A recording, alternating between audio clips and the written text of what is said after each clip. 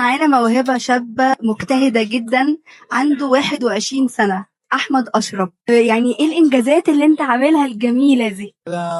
بدأت بتأليف كتاب عن الهرم الأكبر. ده بيتناول أحاديث كل حاجة عن الهرم الأكبر.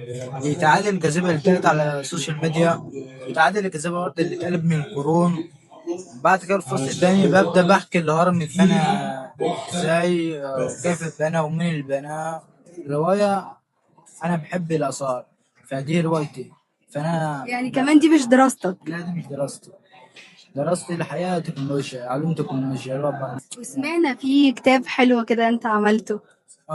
الحمد لله، ده أول كتاب ليا، اسمه الهرم الأكبر، أصلا أسرار لم تشرح بعد. ده يعتبر تصنيف أول جمهورية بالحياة تحت الهرم الأكبر. ما شاء الله، بجد ربنا يوفقك، يعني ما شاء الله عليك بجد. يعني نموذج فخر لكل الناس حقيقي.